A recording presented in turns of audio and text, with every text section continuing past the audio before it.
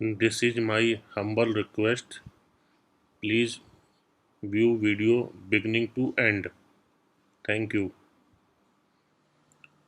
दोस्तों, आप लोगों से निवेदन है कि कृपया चैनल को सब्सक्राइब करें और बेल आइकन जरूर दबाएं। धन्यवाद। 900 साल से वो एक चर्च था। तुर्की के लोग खुद मानते हैं वो चर्च था, सब मानते हैं। उसके बाद वो 500 साल पहले मस्जिद कर दी गई। मुस्तफा अतातुर्क ने आके कहा no it will be a symbol of secularism, उसने उसको म्यूजियम बना दिया। 15 दिन पहले तुर्की में उसको फिर से मस्जिद कन्वर्ट कर दिया गया। पूरे यूरोपियन वर्ल्ड ने, क्रिश्चियन वर्ल्ड ने इसका विरोध किया। दुनिया के मुसलमानों ने क्या इसका विरोध किया? आपने किया कि अल सोफिया म्यूजियम को मस्जिद क्यों बना रहे हो? आपने ट्वीट किया तुर्की के प्राइम मिनिस्टर को कि आप ये क्यों कर रहे हैं। इमरान खान ने ट्वीट किया, ओएसी ने किया, दुनिया के मुसलमानों ने किया? नहीं किया। क्यों नहीं किया? क्योंकि उनको खुशी हो रही थी ये म्यूजियम दादागिरी के चलते एक मस्जिद बन रहा है। और अगर मैं ये सवाल आपसे पूछूंगा, ओएसी से पूछूंगा, भारत के मुसलमान से पूछूंगा, तो जानते वो क्या जवाब देगा? वो कहेगा भाई हमसे क्या मतलब, वो तुर्की का मैटर है, हमसे भारत की। Babar had a physical relationship with this boy called Baburi, जो इब्राहिम लोदी का against first battle of Panipat में मारा गया था, और उसकी याद में इस मस्जिद का नाम जब तामील हुई थी तो बाबरी मस्जिद रखा गया था। तो for all the Muslims in the world they should understand कि दिस मस्जिद is not named after even Babar, this is known on the name of the boyfriend of Babar. लेकिन सर हम जी बात करेंगे, जैसे आप जानते हैं कि आज 5 अगस्त है और आज बहुत कुछ हो रहा है भारत में भी और पाकिस्तान में भी कुछ ना कुछ एक्टिविटीज चल रही हैं। एक तो आपको मालूम ही है कि 5 अगस्त के हवाले से पाकिस्तान में एक ब्लैक डे मनाया जा रहा है, क्योंकि कश्मीर से जो है 1 साल पहले 370 हटाया गया था। इसके अलावा भारत में राम मंदिर जो है उसका केस आपको मालूम है कि बहुत साल चला और उसके बाद फाइनली अब उनके कोर्ट ने ये परमिशन दे दी थी कि उस जगह पे जहाँ पे बाबरी मस्जिद थी वहाँ पर राम मंदिर बन सकता है। तो वो आज उसकी ओपनिंग है या बनने जा रहा है, क्या कह सकते हैं। तो उसके ऊपर हम बात करेंगे और हमें जी ज्वाइन किया है इंडिया से डॉक्टर रिजवान अहमद ने, जो कि एक सीनियर एनालिस्ट भी हैं और इस्लामिक स्कॉलर भी हैं। बहुत शुक्रिया सर कि आपने ज्वाइन किया, थैंक यू सो मच। जय हिंद, वंदे मातरम। Sir as a Indian Muslim हम सबसे पहले राम मंदिर की ही बात करेंगे। आप क्या समझते हैं कि आप सपोर्ट करते हैं या आपको कोई ऑब्जेक्शन है कि इस तरह से जो है एक मस्जिद को गिरा दिया गया, शहीद कर दिया गया और उसके ऊपर एक मंदिर बनने जा रहा है, जो बकौल इंडियन गवर्नमेंट और इंडियन लोगों के इससे पहले यहाँ पे राम मंदिर था। लेकिन यहाँ पे सर इससे पहले आप रिप्लाई करें, जरूर कहना चाहूंगी कि इस तरह से तो हजारों साल पुरानी ये दुनिया बनी हुई है। अगर हम इस यही करने पे आए तो सब हर चीज के, हर बिल्डिंग के नीचे आपको कुछ ना कुछ मिलेगा, तो क्या करें? सब तोड़ दें, सब दोबारा से कहेंगे नहीं इसके नीचे ये था और उसके नीचे वो था। और सबसे बड़ी बात कि नेपाल जो है वो ये कह रहा है कि राम तो वहां पैदा हुए थे। तो ये कंफ्यूजन है जिसपे इंडियन गवर्नमेंट कुछ और कह रही है और नेपाल वाले कुछ और कह रहे हैं। तो ये पहले ये तो डिसाइड करें कि वो पैदा कहाँ हुए थे राम जी। जी शुक्रिया। मुझे पता है कि आपने मुझे इसी मुद्दे पर इनवाइट किया है as an Indian who happens to be a Muslim. और सबसे पहले देश और दुनिया के सभी उन भारतीयों को जिन्होंने राम मंदिर के लिए संघर्ष किया, प्रार्थना करी, उन सबको बहुत बहुत शुभकामनाएं, बहुत बहुत मुबारक। और आज आपके चैनल पे मैं इतनी कैंडिडली और इतनी फ्रैंकली एंड ओपनली आपसे बात करूंगा कि आज की तारीख में कहीं भी कोई अगर इंटरैक्शन या डिबेट चल रहा होगा तो इतनी फ्रैंकली एंड ओपनली बात नहीं करी गई होगी, दिस आई अश्योर यू। अब हम बात करते हैं आपसे कि आपने ये पूछा कि आप इसका अपोज करते हैं या आप इसका समर्थन करते हैं। साहब जेन्युइनली स्पीकिंग, जो आदमी अपने को हिंदुस्तानी मानता है, इंडियन मानता है, वो उसका क्यों अपोज करेगा? After all it is a matter of birth place of Shri Ram. And it is a matter of faith और आस्था। और आस्था के तो ये अजीब देश है मेरा भारत कि यहाँ की मेजॉरिटी कम्युनिटी ने आस्था के नाम पर भी मुकदमा लड़ने को तैयार हो गई। आप बताइए कि अल अक्सा मस्जिद में जेरूसलम में, जहां हम मानते हैं कि हमारे हजूर सल्लल्लाहु अलैहि वसल्लम आसमानी तिजारत पर मिराज पर जहां से उठे थे फरिश्ते जबरील के साथ, उस पत्थर से उठे थे या नहीं उठे थे, उसके ऊपर क्या दुनिया में कोई मुसलमान मुकदमा लड़ने को या सबूत देने को तैयार है? नहीं हो सकता। तो ये तो बहुत बड़प्पन भी है भारत के बहुसंख्यकों का और बहुत बड़ी बेवकूफ़ी भी है जो ये अपनी आस्था के नाम पर 30 साल से मुकदमा लड़ रहे हैं। ये मैटर, मैं हमेशा बोलता हूं, मुकदमे का था ही नहीं। ये मैटर भारत की आस्था का था, एक मस्जिद का था जहां पर हिंदू ये क्लेम कर रहा था कि प्रभु राम पैदा हुए थे हिंदुस्तान के। अब नेपाल का आदमी क्या बोलता है, इंडोनेशिया का आदमी क्या बोलता है, that is not the subject here आरजू। और जहां पर उन्होंने क्लेम किया था आज वहीं मंदिर बनाने जा रहे हैं, उसके अलावा कहीं बनाने नहीं जा रहे हैं। और ये लड़ाई आरजू जी इस बात की अगर होती कि उस जगह पर प्रभु राम पैदा हुए थे या हमारे हजूर आसमानी तिजारत पर वहां से उठे थे, तो मुझे समझ में आता। अगर ये लड़ाई इस बात की होती कि हजूर ने हिंदुस्तान हजूर आए थे और उन्होंने यहाँ पहली मस्जिद की तालीम की जो तामील की थी वो उस जगह पर की थी, तब भी मुझे समझ में आता। मस्जिद नबी की तरह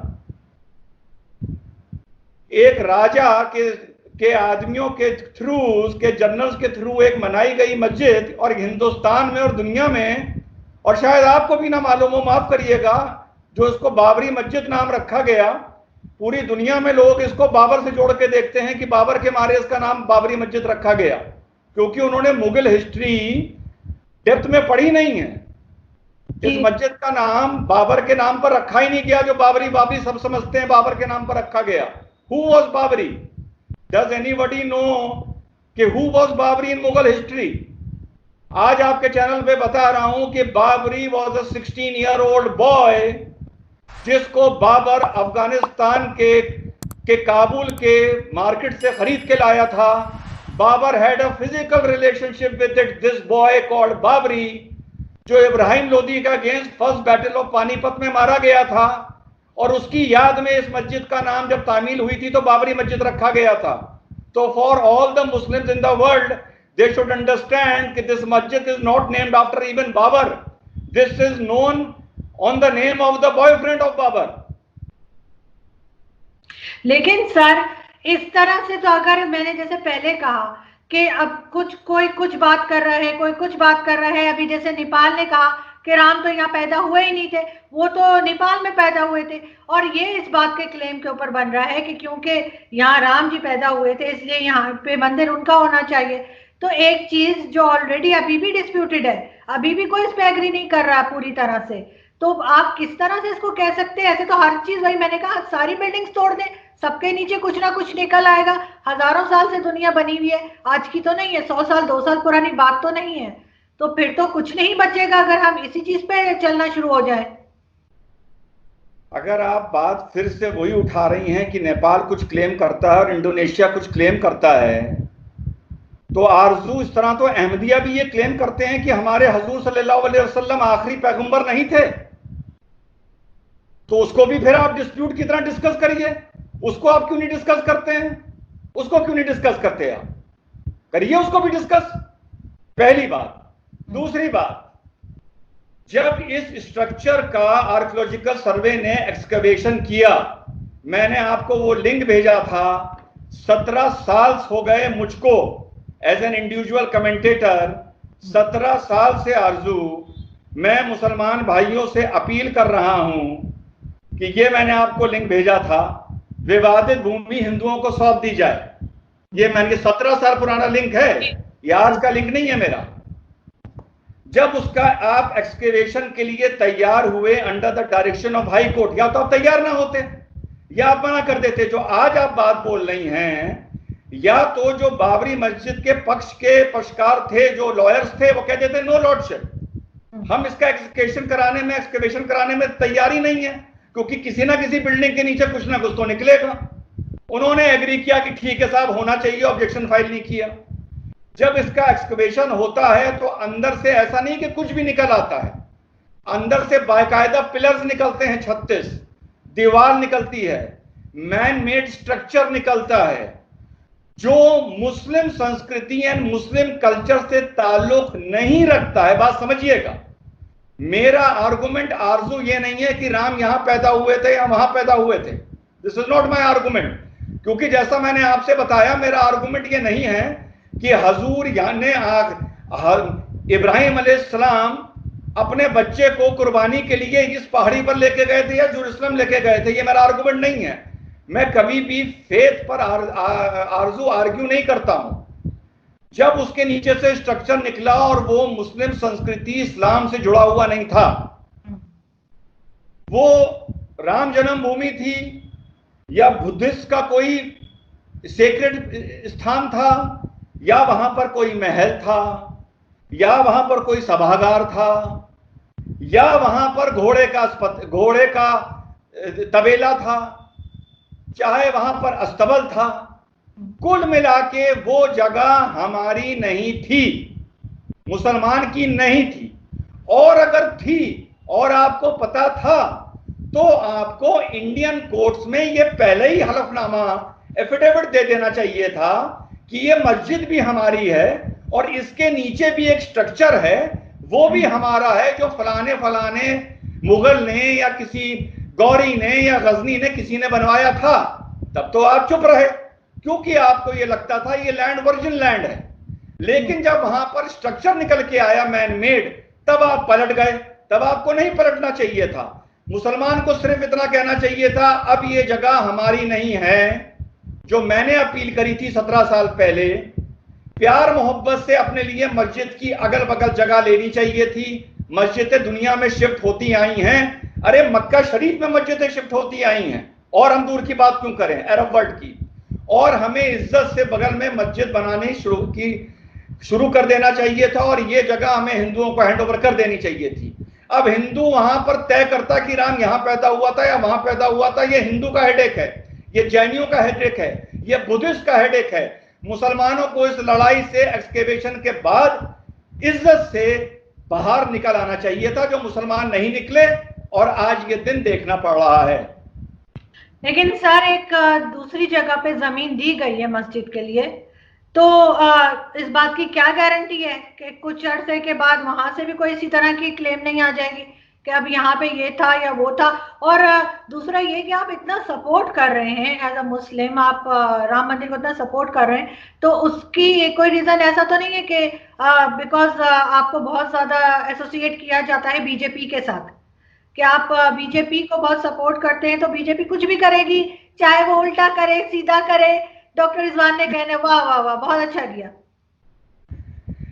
देखिए, बदकिस्मती ये है कि 2014 के बाद 2, 4, 5, 10 मुट्ठी भर मुस्लिम, एक तो ऐसे भी हमारे मुसलमान भाई हैं जिन्होंने राम जन्मभूमि पर पिक्चर बनाई। उन्होंने कहा जब राम जी की बड़ी प्रतिमा बनेगी तो उनके लिए चांदी के तीर मैं दूंगा। 2014 के बाद मुट्ठी भर मुस्लिम और झोला भर हिंदू, राष्ट्रवाद की बात करने वाले, सेमिनार करने वाले, बढ़ चढ़ के बोलने वाले, है ना, लेक्चर देने वाले, यूट्यूब पर भी हर जगह बहुत पैदा हो गए। कब के बाद? 2014 के बाद। I speak on my evidence. मैं राम मंदिर के लिए आज से 17 साल पहले बोल रहा हूं, जब नॉर्थ इंडिया में गुजरात को छोड़ के अच्छी तरह नरेंद्र मोदी और अमित शाह को कोई अच्छी तरह जानता नहीं था, योगी जी को कोई जानता नहीं था। मैं तब से बात कर रहा हूं राम मंदिर की, क्योंकि मुझे पता था कि एंड में वहां पर राम मंदिर ही बनेगा। राम मंदिर भारत में नहीं बनेगा आरजू, तो फिर कहां बनेगा? हमें जगह दे दो, हमें जगह दे दो, हम वहां राम मंदिर बना लेंगे दुनिया में। हम यहां अयोध्या में नहीं बनाएंगे। हमें आप जगह दे दो पाकिस्तान में, हमें जगह दे दो सऊदी में, हमें जगह दे दो मिडिल ईस्ट में, हम वहां बना लेंगे, हम यहां नहीं बनाएंगे। कहीं कोई हमें जगह देगा? तो जो राम मंदिर यहां नहीं बनेगा तो आरजू कहां बनेगा? Common sense. देखिए, थ्योरी ऑफ गवर्नेंस है highest happiness of the highest number. This is the theory of governance. ये आरजू हर जगह लाइफ में लागू नहीं होती है, गवर्नेंस में लागू नहीं होती है। ये नहीं कि कोई अल्पसंख्यक है, कोई अकलियत का भाई है तो कोई बहुसंख्यक उसका कत्ल कर दे तो उसमें मुकदमा नहीं चलेगा। नहीं, ये बात नौकरी देने में आदमी की तालीम में लागू नहीं होती है, इंसाफ में लागू नहीं होती है। लेकिन जब आस्था की बात आएगी, जब मजहब धर्म की बात आएगी, तो highest happiness of the highest number देखा जाता है। आज भी अमेरिका में the president of America swears by the Bible. अब आप ये बताइए कि आपने हाल में अल सोफिया का किस्सा सुना होगा, तुर्की का सुना होगा आपने। वहां क्या हुआ? 900 साल से वो एक चर्च था। तुर्की के लोग खुद मानते हैं वो चर्च था, सब मानते हैं। उसके बाद वो 500 साल पहले मस्जिद कर दी गई। मुस्तफा अतातुर्क ने आके कहा no it will be a symbol of secularism, उसने उसको म्यूजियम बना दिया। 15 दिन पहले तुर्की में उसको फिर से मस्जिद कन्वर्ट कर दिया गया। पूरे यूरोपियन वर्ल्ड ने, क्रिश्चियन वर्ल्ड ने इसका विरोध किया। दुनिया के मुसलमानों ने क्या इसका विरोध किया? आपने किया कि अल सोफिया म्यूजियम को मस्जिद क्यों बना रहे हो? आपने ट्वीट किया तुर्की के प्राइम मिनिस्टर को कि आप ये क्यों कर रहे हैं। इमरान खान ने ट्वीट किया, ओएसी ने किया, दुनिया के मुसलमानों ने किया? नहीं किया। क्यों नहीं किया? क्योंकि उनको खुशी हो रही थी ये म्यूजियम दादागिरी के चलते एक मस्जिद बन रहा है। और अगर मैं ये सवाल आपसे पूछूंगा, ओएसी से पूछूंगा, भारत के मुसलमान से पूछूंगा, तो जानते वो क्या जवाब देगा? वो कहेगा भाई हमसे क्या मतलब, वो तुर्की का मैटर है, हमसे भारत की बात करो। बहुत अच्छी बात है। जब रोहिंग्याओं की बात आएगी तो म्यांमार का रोहिंग्याओं का ठेका ले लोगे। जब बांग्लादेशियों की बात आएगी तो आप उनका ठेका ले लोगे। जब पैलेस्टीनियंस की बात आएगी तो आप इसराइल को कोसोगे और उन्हें गालियां दोगे, यहूदियों को। क्यों? वो भी तो फिर बाहर का मैटर है, उससे भी मतलब ना रखो। पर नहीं, मुसलमान ऐसा नहीं करता। आरजू, आई एम वेरी सॉरी, मुसलमान डबल स्टैंडर्ड करता है। अगर इसी तरह यूरोप में किसी जगह को जबरदस्ती चर्च बनाया गया होता जैसा तुर्की में इस्तांबुल में बनाया गया है, तो पूरा मुस्लिम वर्ल्ड खड़ा हो जाता, ट्वीट करने लगता, उसके खिलाफ बोलने लगता, जिहाद की बात शुरू हो जाती। लेकिन नहीं, मस्जिद बनाई जा रही है तो सब चुप हैं। क्यों चुप हैं? इंग्लिश की एक कहावत है Arzoo, do not push the luck too far. Do not.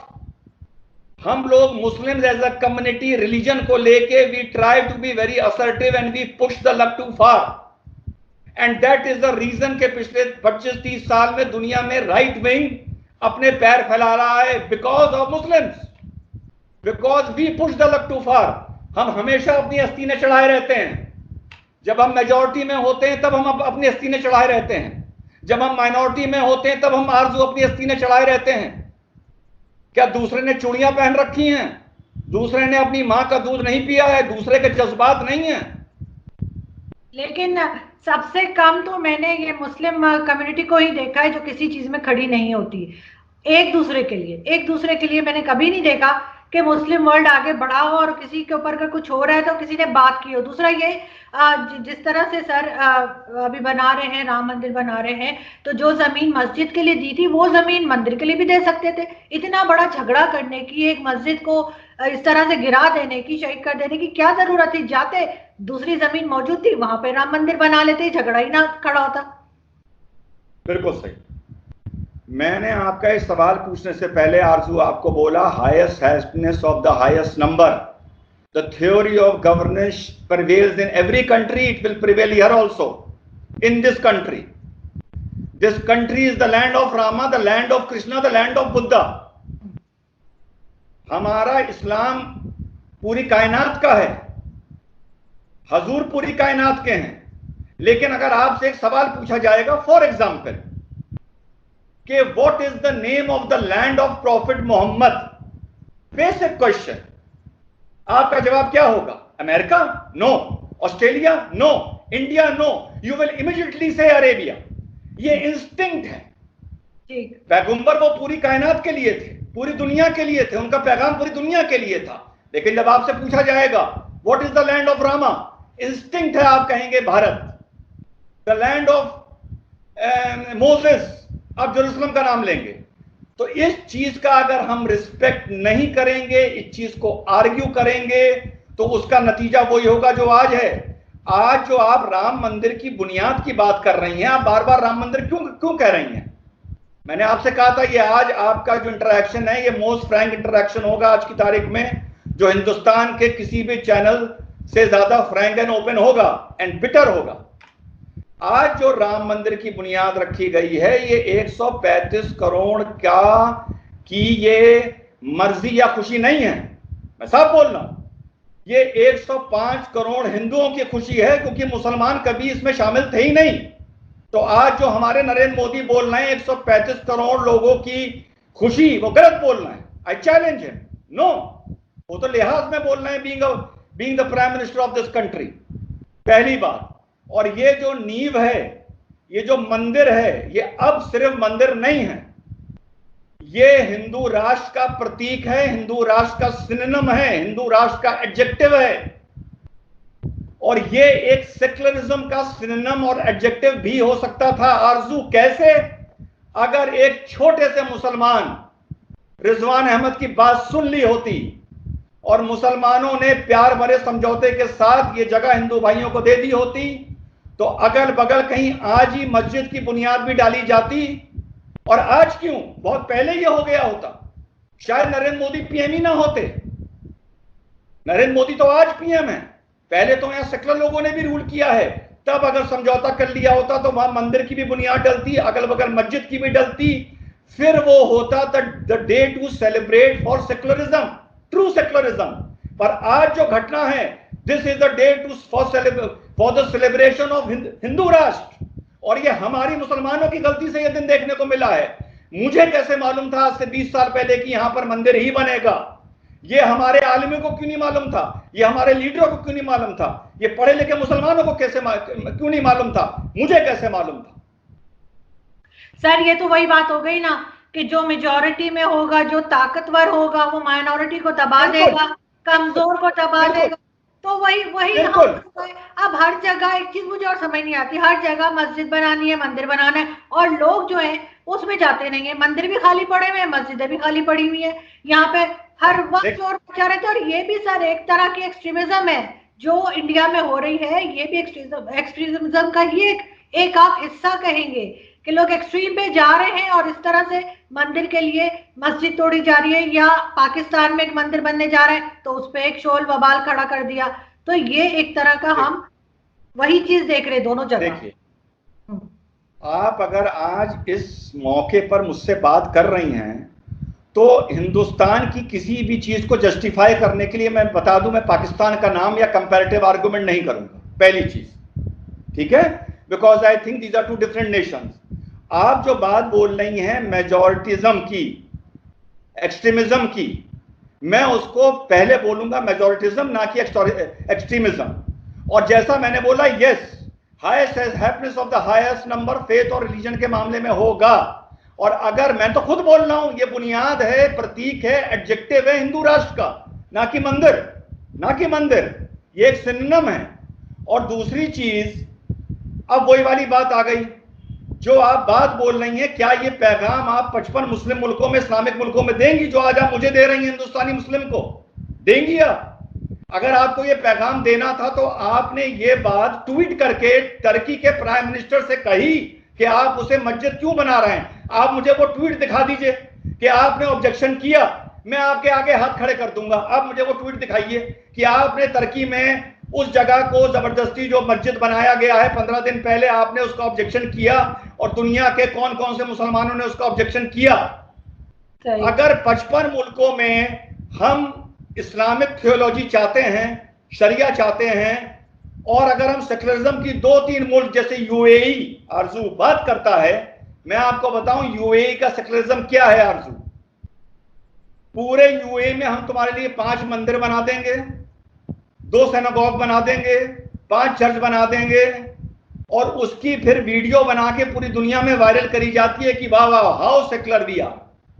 साथ ही साथ माइनॉरिटी से ये कह दिया जाता है कि देखो सुनो, औकात में रहना, हैसियत में रहना, सवाल ना पूछना, पर ना निकालना, पर निकालोगे तो एक दिन एक रात में पैक करके घर वापस भेज दिया जाएगा। रोटी कमाओ, इज्जत से रहो। ये एटीट्यूड है मुस्लिम सेकुलरिज्म का, मुस्लिम नेशंस का, जो मॉडर्न कहलाते हैं। और दुनिया दूसरों का सुनिए, दूसरे जो सेक्युलरिज्म देते हैं, और जब वहां मुसलमान जाता है, भले वहां भाग के जाए, भले वहां एज ए रेफ्यूजी जाए, जैसा यूरोप में जा रहा है, जाके तो सेटल हो जाता है, 5 साल बाद कहता है मेरी मस्जिद कहां बनेगी, मीनार कितनी ऊंची होगी, ऊपर चांद तारा लगेगा, लाउड स्पीकर लगेगा, हमें ये सिविल राइट्स दो, हमें वो सिविल राइट दो, हम तो इलेक्शन भी लड़ेंगे, हम तो गवर्नर भी बनेंगे, हम तो पॉलिटिक्स भी करेंगे, हमें शरिया भी चाहिए। ये करता है मुसलमान जब मेजॉरिटी नेशंस में जाता है, और ये कर रहा है। इंग्लैंड में शरिया की मांग हो रही है, यूरोप में शरिया की मांग हो रही है। अरे 55 मुल्क इस्लामी हैं, करो वहां पर शरिया। दूसरों के मुल्क जाके आप क्यों उनको डिस्टर्ब करते हैं? और जब दूसरी तरफ से आरजू रिएक्शन होता है तो हर मुसलमान वो बात बोलता है, बुरा ना मानिएगा जो आप बोल रही हैं, कमजोर को दबाया जा रहा है। अरे इस्लामी मुल्कों में क्या किया जा रहा है? वहां दबाया नहीं जा रहा है, वहां पे माइनॉरिटी पहले ही इतना दबके रहती है कि उसको दबाने की नौबत ही नहीं आती है। वो तो हम ही मुसलमान ऐसी माइनॉरिटी हैं जो इतनी आस्तीन चढ़ाते हैं, इतनी आंखें दिखाते हैं, इतना गला फाड़ते हैं कि नौबत आ जाती है कि दूसरा हमें दबाए, और उस चीज को फिर हम लोग चेस्ट बीटिंग करते हैं, विक्टिम कार्ड प्ले करते हैं। लेकिन सर तो वही वाली बात है कि वो जैसे एक हिंदी मूवी में डायलॉग था ना कि दूसरों के पाप गिनाने से अपने पाप कम नहीं हो जाते।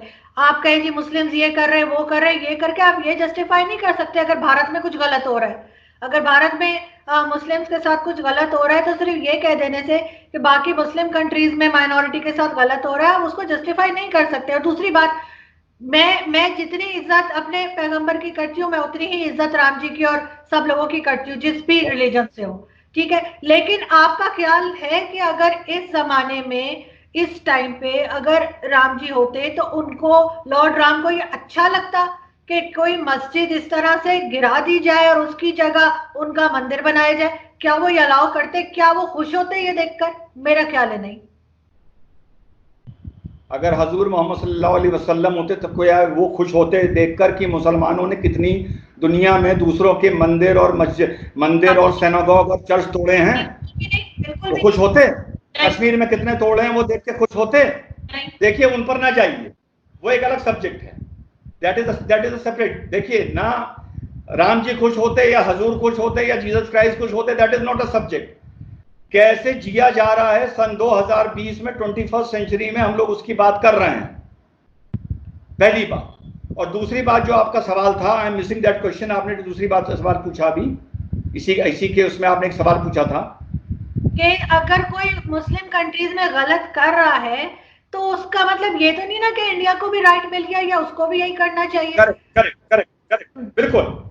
मैंने आपसे पहले कहा highest happiness of the highest number हर जगह इंप्लीमेंट नहीं होती। यस, अगर कोई मुस्लिम बच्चा लायक है और उसको नौकरी नहीं दी जा रही और मेरे पास वो मैटर आए तो मैं खुल के बोलूंगा।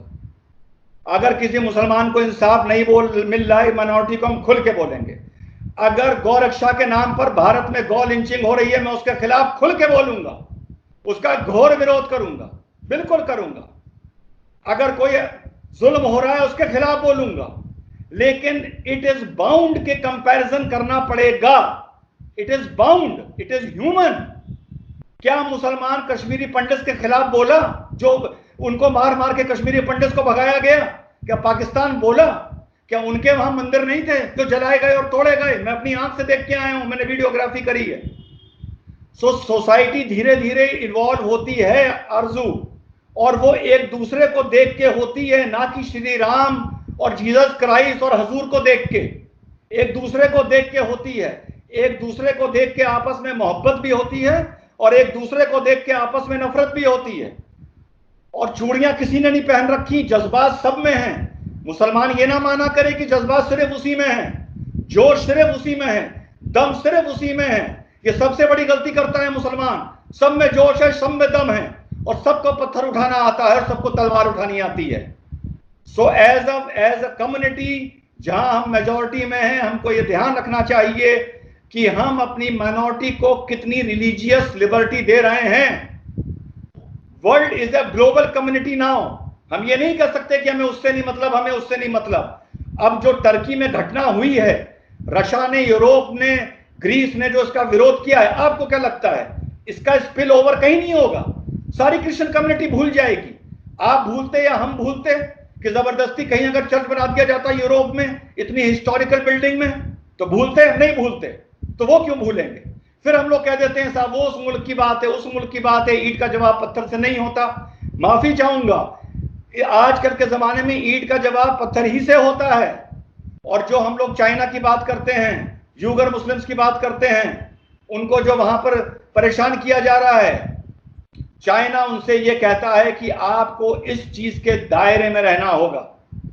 जब वो अपनी ऑटोनॉमी असर्ट करते हैं, तब चाइना ने उन पर शिकंजा लगाना शुरू किया, जुल्म करने शुरू करे।